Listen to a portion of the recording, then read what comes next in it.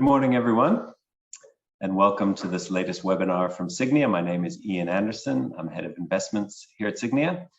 And the last time we spoke, I introduced our new range of UCITS funds, our offshore dollar-based global thematic funds. And this morning, I'm very happy to announce the latest fund in our Sygnia Skeleton Balanced range of unit trusts, and that is the Sygnia Skeleton Balanced Absolute Fund. The Sygnia Skeleton Balanced range of unit trusts was launched in 2014, and it was the first range of unit trusts that used passive building blocks in order to build global balanced portfolios and a risk profiled range. So we've got the Sygnia Skeleton Balanced 40 Fund, 60 Fund, and 70 Fund. And now we're introducing the Absolute Fund in response to client demand for these very volatile times that we are currently living through. If you've listened to myself or my co-head of investments, Kyle Hewlett, speak for the last 4 years, we've been talking about this low growth, low return, high volatility market that we were expecting to be living through, and why we expect that to continue for some time to come. And at the core of it is interest rates, that interest rates for the last 30 years have been declining and declining and declining, basically down to zero, almost into negative territory in some parts of the world, which has driven up asset prices and has led to this explosion of debt around the world. And of course, now we're dealing with inflation for the first time in a very long time, and central banks for the first time in almost a generation are having to normalize these interest rates and raise interest rates. And that's leading to a decline in growth. It's suppressing growth in terms of the outlook going forward. But of course, it's leading to a huge amount of volatility, which is very upsetting for investors. So investors are looking for funds that can generate decent returns. And we're going to speak about how we're going to do that and what the expectations are for this fund this morning, but can do that irregardless of the market and without generating negative returns. So that's a very important aspect of this fund. So we're going to be introducing that today. And we will, as always, be taking questions. So please type them into the box and we will answer them at the end. And I'm joined this morning by two colleagues, Anton Swanepoel and Anrich de Jager, who are going to take us through the details of the funds. And with that, I'm going to hand over to Anton. Hi, everyone. My name is Anton Swanepoel. I'm portfolio manager at Sygnia. And today, along with my colleague Anrich de Jager, who's also a portfolio manager, we will be introducing you to the latest fund in our skeleton range, which is the Skeleton Balanced Absolute Fund. It is a conservative fund and a very exciting new fund. I'm just going to start off giving you some information about the fund, and then I will show you where the fund fits into our existing skeleton range, and then we can look at the building blocks of the fund, what makes up the fund, look in a bit more detail. So as the name suggests, the fund is a balanced fund, which means we don't invest into any individual asset class, but rather a variety of asset classes, a combination of asset classes. These include equity, money market, bonds, or property, both domestically and globally. And the fund is mainly for people that are looking for more stable returns. The primary target of the fund is no negative returns over any 12-month rolling period. We also have a secondary target, which is inflation plus 2%. So whatever inflation was for the year plus 2%, that is our secondary target. Management fees are 35 basis points, the same as our other skeleton range. That excludes VAT. So in other words, it's 0.35% per year. There's no performance fees on the fund, and the fund is Regulation 28 compliant. The fund also utilizes tactical asset allocation, or TAA, which I'll speak in a bit about, but just to cover it very briefly, essentially it means if we feel that a single asset class has potential to do well over the next few months, we can increase weight in that asset class. And if we feel that a single asset class will do bad over the next few months, we can reduce the weight in it.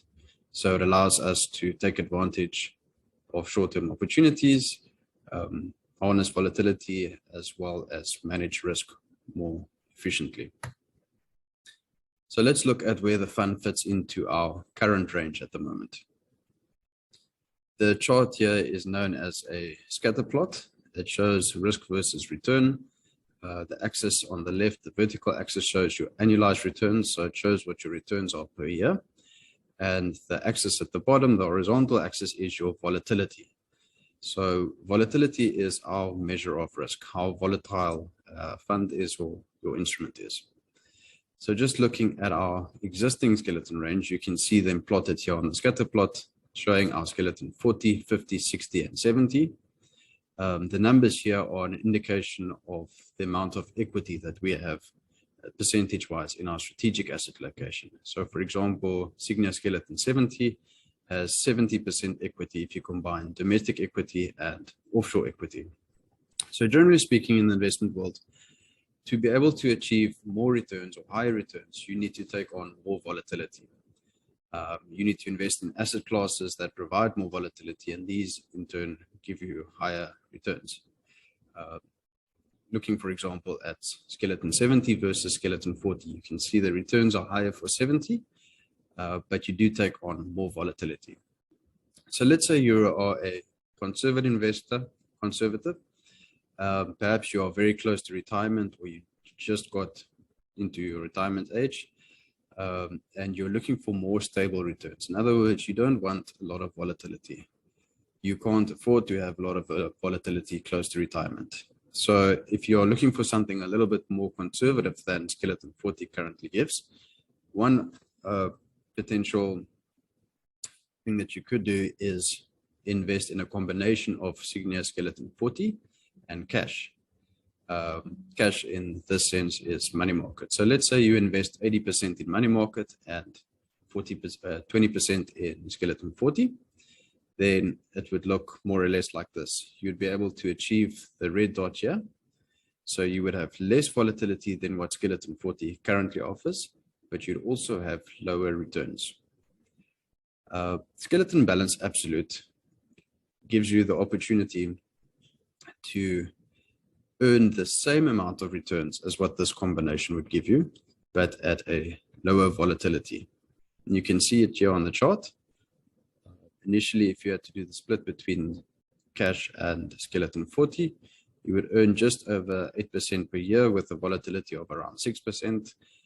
If you had to invest in skeleton absolute, you would earn the same return, but at a much lower volatility. And there are different ways that we achieve this, and I'll speak about them in just a moment. So let's look at our strategic asset location. So as I said, we have a strategic asset location, which is the main asset location that the fund initially models to. And then we also use tactical asset location. So we can look at the weights within our SAA over here. Tactical asset location basically goes slightly overweight or slightly underweight, depending on market conditions and depending on our view on markets going forward. So let's start off by looking at our existing skeleton range, skeleton 40 through to 70.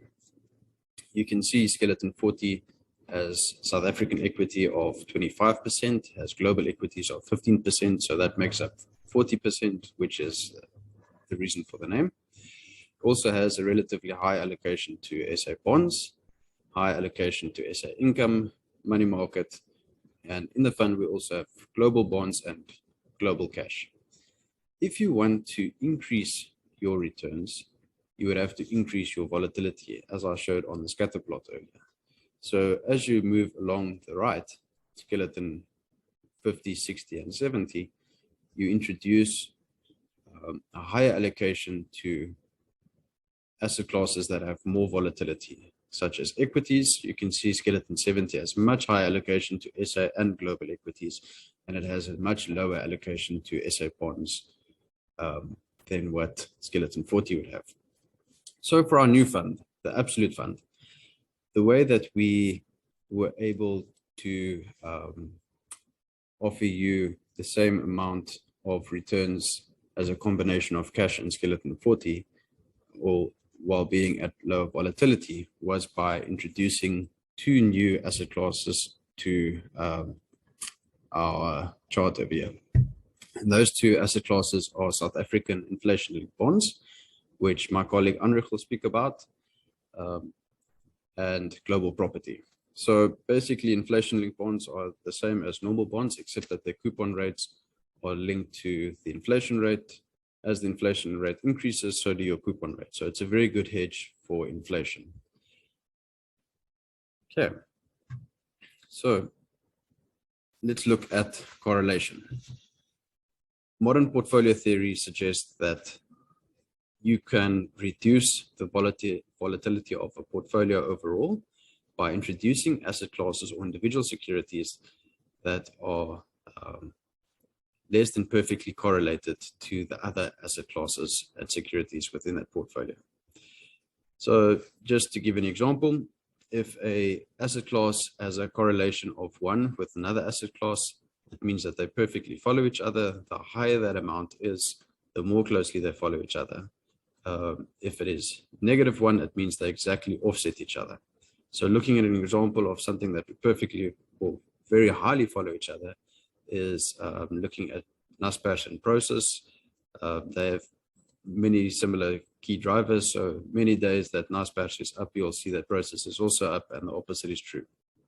So if you get individual securities or asset classes that are not perfectly correlated, then they do offer some or very good diversification benefits, which can reduce your portfolio volatility. So the two I want to outline here is just the two that we introduced, which is South African inflation-linked bonds. That versus South African bonds, you can see it has a correlation of 0.44. And looking at global property versus global equities, it has a correlation of 0.75. So again, both of them are not perfectly correlated. So it does offer fantastic diversification benefits, especially for a conservative strategy. So let's just look at performance. This is rolling 12-month performance. The gray line here shows our skeleton absolute fund. This is obviously back-tested returns going back all the way to the financial crisis in 2008. And the dark green line is the SA multi-asset low equity index. It is an average of all of the low equity balance funds in South Africa. So it's important to note here, this is not a cumulative chart, but a rolling chart. Let's take, for example, March 2015. The amount there shown is about 15%. So on that day, the previous 12 months performance would have been 15%. If you look at the skeleton absolute fund, you can see that there is very few periods that we had negative returns. In fact, it was just during the great financial crisis in late 2008 and early 2009. And the returns are a lot more stable than the other funds in the index. So it being our skeleton range, we are focused quite a bit on passive. There are two main reasons for this. First reason being passive investing is a lot more cost efficient than active investing. And second reason is that most active managers over the long run cannot outperform their benchmarks that passive managers track. This is a proven fact. There's quite a bit of statistics on it, but just going back to the importance of fees. This being a conservative fund, we know that the returns are going to be relatively low, but more stable over the long run. So fees are more important than ever yet. So basically what the ice creams or the lollipops here show is a study that was produced by National Treasury back in 2013. And the study just showed the impact that fees can have on your portfolio. So the example here takes into account if one had to invest 1,000 Rand per month for 40 years, and say every 12 months, every year, you increase that 1,000 Rand by 6% to take into account inflation. Perhaps you have an inflation increase every year. And it also takes into account an assumption of your annual return is 10%. So if you had to invest a starting amount of 1,000 Rand per month for 40 years, and you have zero fees, you would sit with over 11 million Rand in your portfolio, assuming that your portfolio grew at 10% per year. If you had to introduce a 1% fee, your total portfolio value after 40 years would be 8.7 million. So that's a 21.3% destruction of your value. As you increase your fees, looking at 2%, for example, you would only end up with 6.9 million. That's a reduction of 37%. And then I'm not going to go into each one of them, but you can see worst case scenario, if you had to pay a fee of 5% per year, you would only sit with 3.8 million Rand, which means that 65.2% of your portfolio would have been destroyed if you had to compare it versus a portfolio that has zero fees. So this just goes to show how important fees are and the big detrimental impact that it can have on your portfolio. And this is one of the big reasons why we choose passive, especially for our skeleton range. It's to keep costs low.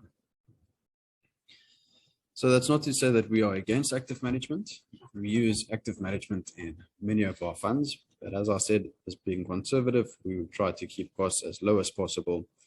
The two arguments versus active and passive: passive gives you market exposure by using index tracking funds, where active, you're basically paying a much higher fee for active alpha capturing exposure.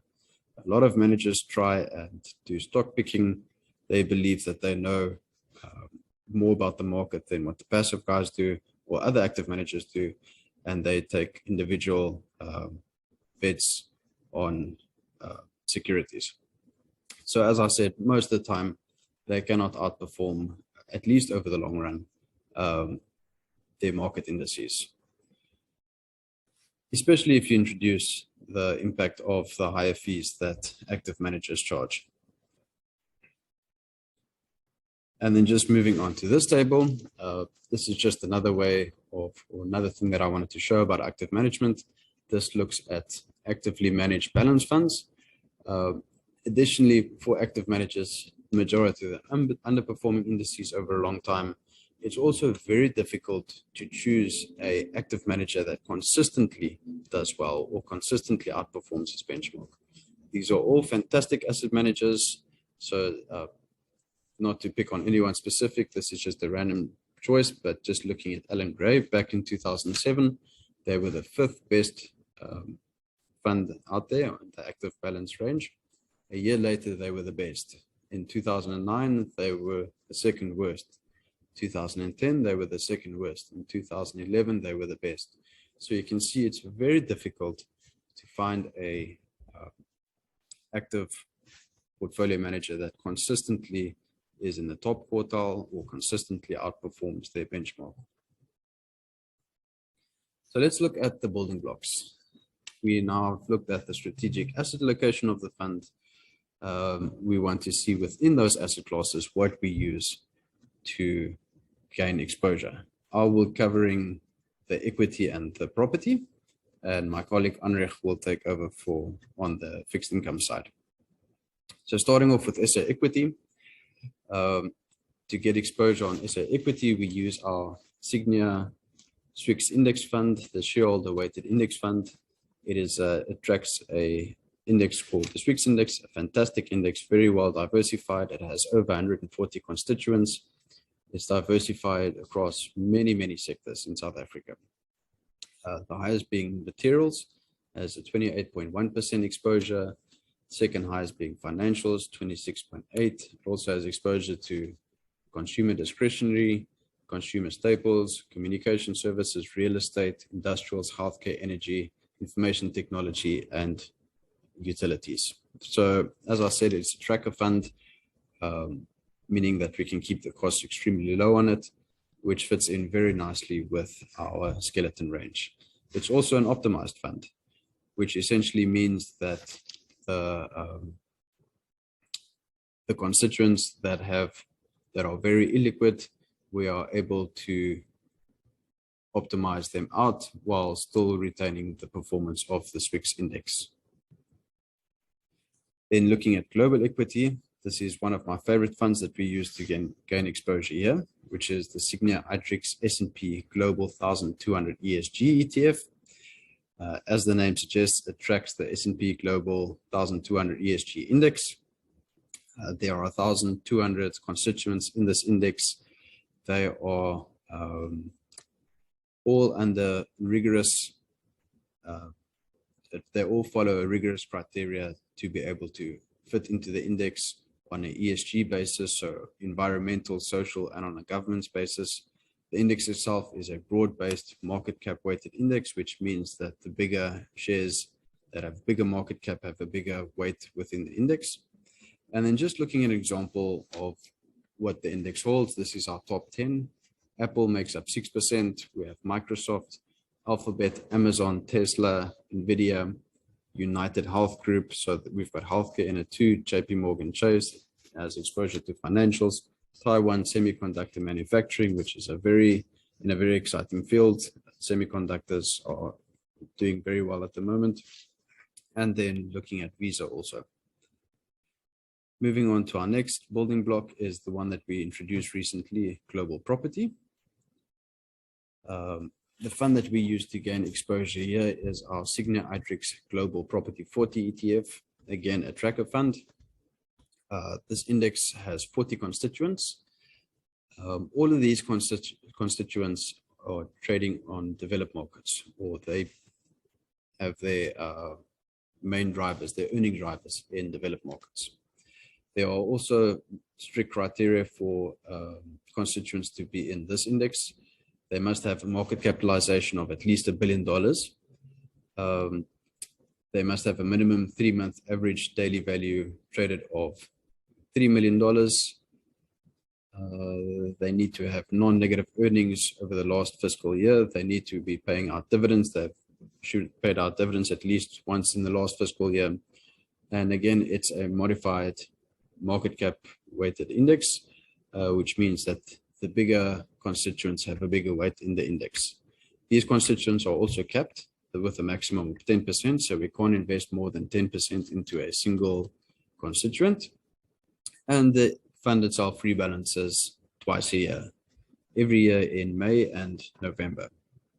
So just looking at a little bit of the exposure of this fund, subsector exposure, it has exposure across all the property sectors that we can find. It has a relatively small exposure to offices, has exposure to industrials, retails, real estate developments, diversified real estate activities, healthcare, specialized REITs, and then a big portion in residential REITs too.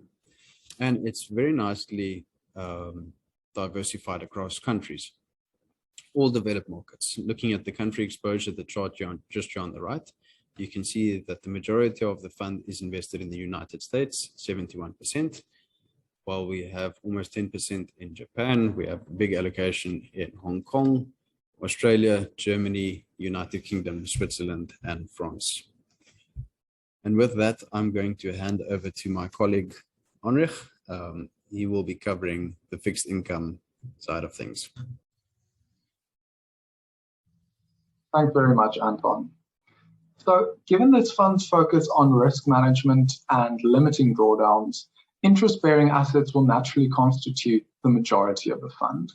And this will be across several building blocks, including money market, enhanced income, SA bonds, and then also a new asset class to the skeleton balance range, inflation-linked bonds. But before we get to this new addition, it might be helpful to just take a quick look at nominal bonds again. They'll play a very important role in this fund by protecting capital and providing a regular income stream via coupons. It's important to remember that these bonds will carry duration risk, given the fixed rate nature of these bonds. And also keep in mind that South Africa, as an emerging market, is not immune to global risk sentiment and capital flows, all of which can obviously have an impact on the bond market.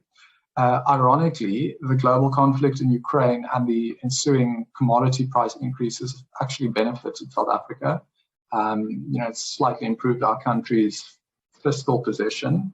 On the back of this, Moody's even recently changed our sovereign rating outlook from negative to stable. So all of this can be seen as a positive for the bond market. In the table on the right-hand side, you can see that despite the recent sell-off, bonds have actually produced great returns over the last year. And this is especially true towards the longer end of the curve, which makes up the majority of the index. South Africa is also in a unique position relative to some of the other developed markets and emerging markets in that inflation has been contained so far within the SARB's target range. And while nominal yields are still elevated, we're getting some of the highest real yields in the world. This will not, however, be the case forever, and it's certainly not the case elsewhere in the world currently. This graph shows you the 10-year government bond yield adjusted for inflation for each of these countries. if we use the US as an example, even with soaring treasury yields, the 10-year yield is around 2.8% at the moment. They have inflation of 8.5%. That was the level in March. So we're seeing deeply negative real yields in some of these markets. And this is just a reminder to investors to be cognizant of the impact that inflation could have on investments. And this brings me to inflation-linked bonds. As we saw in that real yields table, the recent spike in commodity prices in response to the military conflict and the fact that Russia is a big energy exporter has raised global inflation expectations. And this is on top of the fact that central banks had started to unwind extremely accommodative monetary policy that was implemented during COVID. So as anyone will tell you, inflation is the enemy of a fixed income investor. When inflation is low, the nominal bonds tend to do very well. But in times of heightened inflation, nominal bonds won't necessarily provide the level of real yields that may be required by investors. And this is where inflation-linked bonds come in. So in the US, for instance, you have PIPS or Treasury inflation-protected securities. It's a very big, very famous market. In South Africa, our government started issuing these bonds in the early 2000s. And as the name would suggest, these bonds are designed to protect investors against rising inflation over time. This is done by having an inflation accrual baked into the principal value of these linkers. So even though with, like is the case with nominal bonds, the coupon rates are fixed.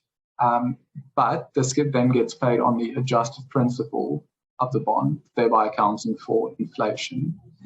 The main difference with nominal bonds will be that the value of ILBs are sensitive to real yields.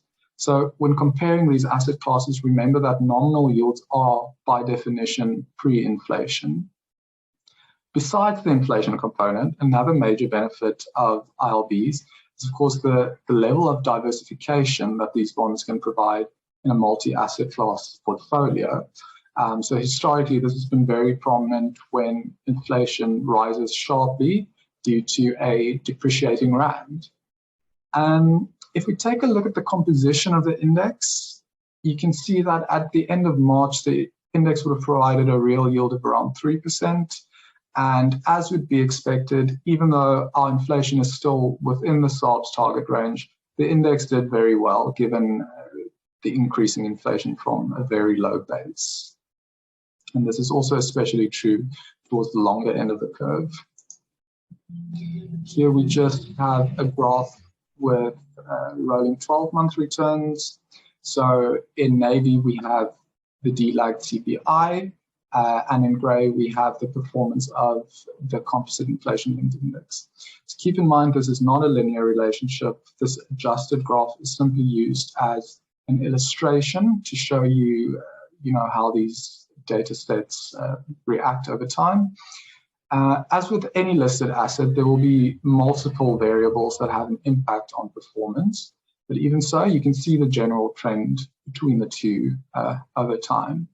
It's also important to note that when inflation is low or decreasing, given, say, low GDP growth, but nominal yields are high or increasing, as we've seen in the past, then linkers may underperform.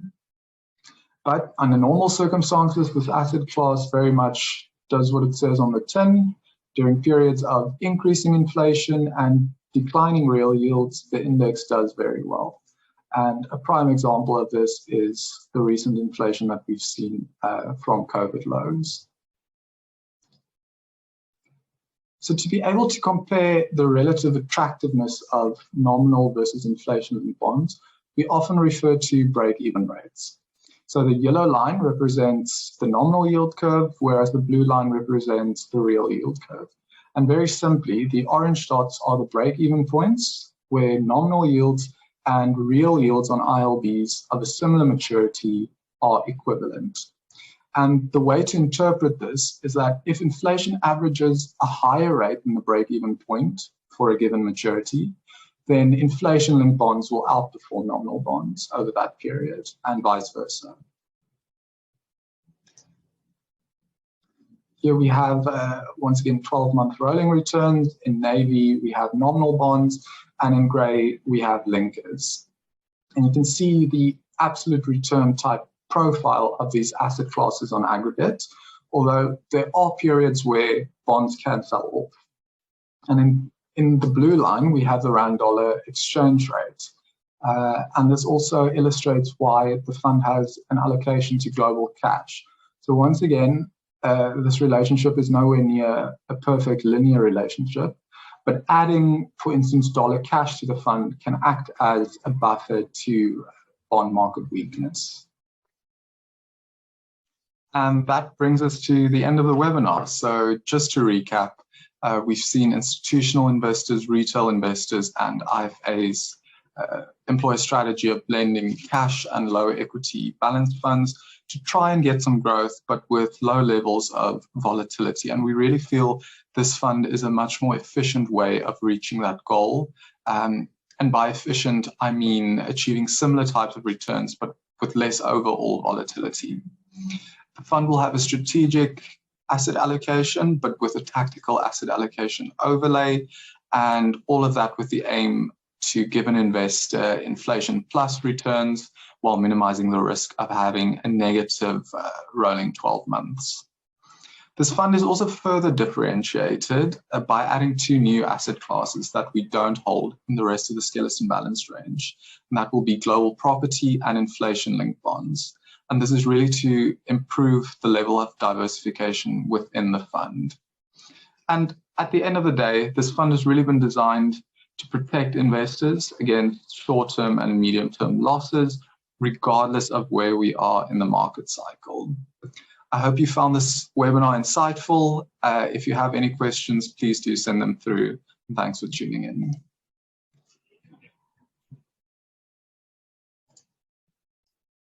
Thank you, Onrik, and thank you, Anton. I hope everybody found that very interesting. We're very excited about this fund.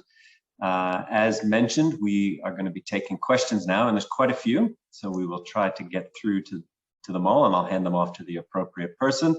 But I'll start. The first one was from EJ, a very good question, just saying, what do you use to measure inflation? And quite simply put, we use the published inflation number put out by Statistics SA, and that is the headline CPI number. So that's the number that we use in all of our modeling and all of our calculations and in all the measurements of the fund. And starting off, other questions from Alize. There's a question for Anton. It's just saying, how is the SAA, or the strategic asset allocation, how is that determined? Anton? That's a great question. So we use a quantitative modeling technique called mean variance optimization, MVO. And basically what that does is it looks at the different asset classes, get the variance, in other words, the volatility of it. We looked at covariance, which is how the asset classes follow each other, and we look at the historical returns. And then all of these variables, if you include a constraint and an objective, in our case, an objective could be a specific return goal, and the constraint could be such as we have for this specific fund, which is no negative returns over a 12-month period. So adding all of these variables, constraints, and goals together, we run historical analysis, which simulates returns going back, or models going back for a very long time, and then basically gives us a range of different combinations of asset classes that would provide us the appropriate return that we're looking for at the lowest volatility, and also within our constraints. Okay, great. Thank you, Anton. And I would just add, it's something that we do review annually across all of our funds. And it's not like a lot of things change over time, but whenever there's significant changes, that is when you really do want to look at your long-term strategic asset allocation. All right, question then from Megan for Onrik, and it's a great question. It's one that is quite often asked, and it seems like a simple question, but it's a very important one. Megan asks, how will rising interest rates impact bonds? Onrik? Yeah, so that's, again, a question I get quite a bit. I think it's important to specify that when we talk about rising rates, the central bank uses the policy rate in South Africa, that's the repo rate, to influence short-term rates. But when we're talking about bonds, we tend to look at instruments with a longer-term horizon. So if we take the All-B index as an example, more than half of the index is made up of bonds with maturity between 12 and 30 years. So that's towards the longer end of the curve. And the long end of the yield curve is very much kind of decided by the market, and it tends to fluctuate around expectations of longer-term inflation, interest rates, and so on. So much less of a direct impact on the longer end of the yield curve. We can use the US as an example. As soon as the Fed started raising policy rates, the short end of the curve increased correspondingly to those increases, but the long end of the curve pretty much stayed where it was, and for a while we saw the curve actually invert. So that's just one example of it. Great, thank you. Another question for Anton. Dean asks, why doesn't the fund hold S property? Interesting question. We don't hold direct SA property in our strategic asset allocation. We do actually at the moment have a small allocation TAA-wise, but the main reason why we don't hold a direct allocation for SAA is that we do already have SA property exposure through SWIX.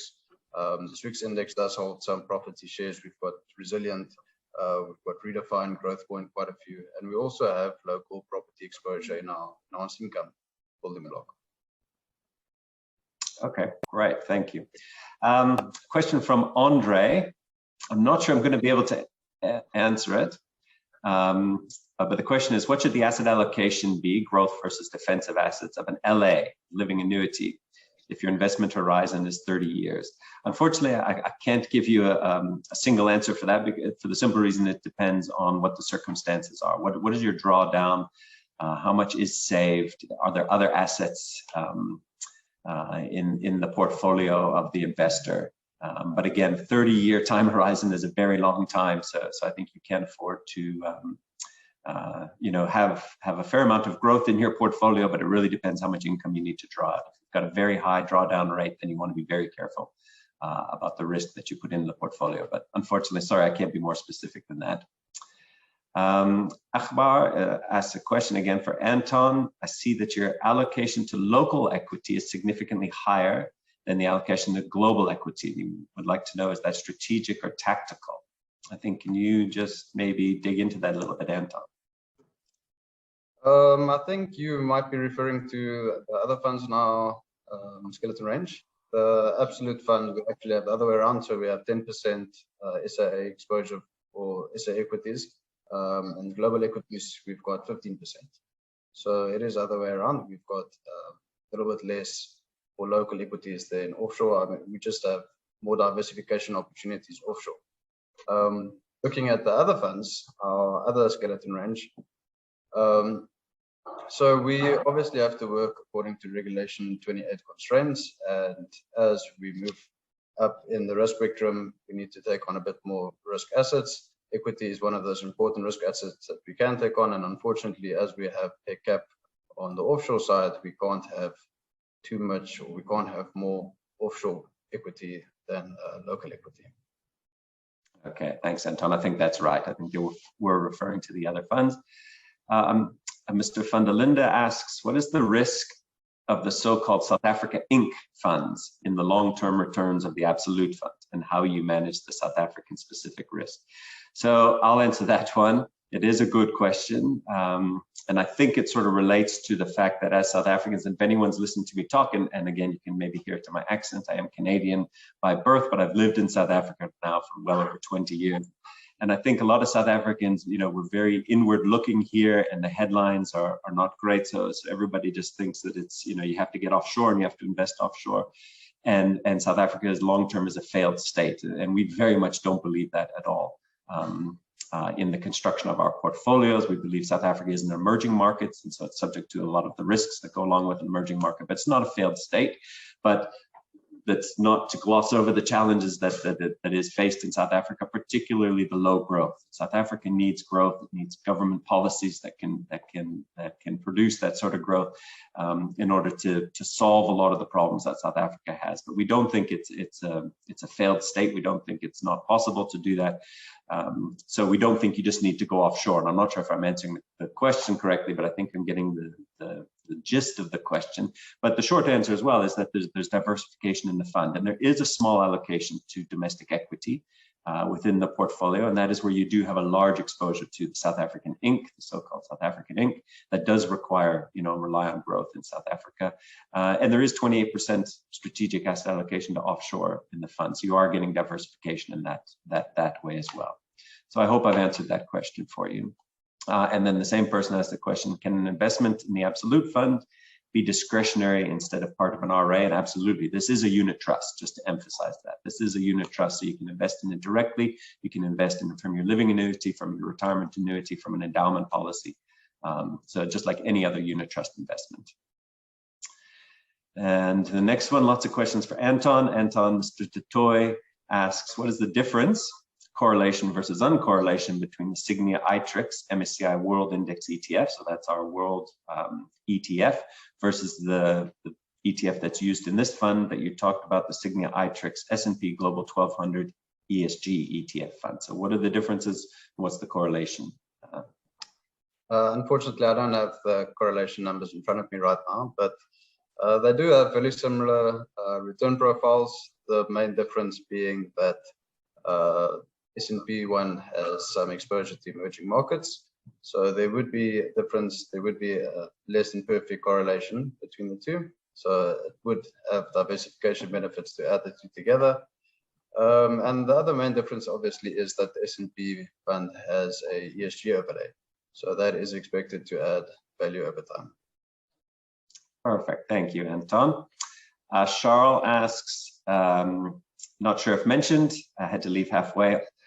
Are the interest on estate income annually taxed? Okay, so this is a tax question, and you would have heard me before say I am not an expert on tax, so I'm not going to be able to give you a definitive answer, but he's asking, is it taxed in the investor's name, or will the investor only pay capital gains tax when selling? I think that the short answer, and hopefully the correct one for you, is that this is a unit trust. It's just like any investment into the unit trust. Whatever vehicle or wrapper you're using to invest into it, that's where the tax implications would be. But the tax is within the unit trust, as if, just the same for other unit trusts. Again, sorry, I can't be more specific than that. Chris asks, will this fund be available as an RA investment? Absolutely. And again, just along with any of our other unit trusts or investment funds, you'll be able to invest into it. Okay, a question for Onrik. Onrik Tinswalo asks, on the rolling return slide, the ILB, the inflation-linked bonds, was below 0% in returns in 2020. How will this impact the skeleton absolute fund, given that ILB make up a decent portion of the fund? So very good question. Onrik? Yeah, so you have to look at it from the perspective that we hold this allocation as a hedge against the risk of, very high or spiraling inflation. So we do not hold it in the rest of the skeleton balance range, because naturally the expected return from it is a bit lower. But the value add here is really the hedge against inflation. Okay, thank you very much. Two questions now from Megan for Anton. Does the fund use hedged equity? It's a great question. And will the fund hold commodities? Anton? We do have some hedging techniques that we currently utilize. We specifically use futures. So we use futures for local equity, and we also use futures on the currency side. So to protect downside for equity, obviously, and to protect our currency exposure. This isn't built into the SAA. But we do use it on a tactical level. Okay, thank you very much. Oh, sorry, I missed your second question about the commodities. Currently, we don't hold any commodities. As viewers probably know, we don't really like holding commodities. We don't like gold. They don't pay coupons or dividends. Historically, gold has been viewed as a inflation hedge. Unfortunately, it hasn't been proven to be that way. but we do definitely leave the option open to enter into commodities at some point in time, if we should feel that the opportunity arises. Perfect, thank you very much. Fiso asks a very good question as well. How is this product really different from the skeleton range? So in the skeleton range, it's a risk balance range from our low risk fund, the 40 fund, the 60 fund, to the high risk fund, the 70 fund. This fund has a very similar investment objective to the skeleton balanced 40 fund. So it's a conservative fund, and it's a very low risk fund, but the difference is how it's going to achieve that investment objective. And the big difference is that this fund is targeting having no negative rolling 12-month returns. So the skeleton 40 fund, while it has the same investment objective, it's very much dependent on the market. It's going to achieve that investment objective over the long term, but there are going to be times where it's going to have negative returns and it's going to underperform. This fund utilizes the different asset classes that Anton has highlighted in order to achieve that objective of not getting those negative returns. So it's the investment journey is going to be different in this fund than within the 40 fund, and it's going to appeal to a different type of risk appetite for investors. All right, question from Tony. Will this fund be available through the Sygnia umbrella retirement fund? That's a great question, and I don't know the answer off the top of my head, so I'll have to get back to you. I would like to think that we would make that available to our SURF members, but I will need to confirm that with the head of SURF. And then Graham asks, do you have a similar offshore fund that is not constrained by Reg 28? Approximately 100% offshore, but with similar investment principles and objectives. So the short answer is no, we don't have an absolute fund that is 100% offshore. All right, and then Anton, I've got a great question from you from an old familiar name, Douglas. Hello, Douglas, thank you for tuning in. Why do you not hold global property in the other skeleton funds if you believe it is such a big value add? Anton? Hi, Doug. Thanks for the question. So why do we not hold global property in other ones? Simple answer, global property does not have a very high return profile. The other skeleton products, 40 through to 70, have a much higher return target. So it has a zero weighting on, at least on a strategic side for those funds. Perfect, thank you, Anton. All right, well, that's it. We've come to the end of the questions. I think we've got through them all. If we haven't, I think we've got them all, just write to us. So thank you very much for joining us this morning. We hope you found it useful. And again, we're very excited about this latest fund in the Sygnia family. And we look forward to seeing you again. Thank you very much. Bye. Bye.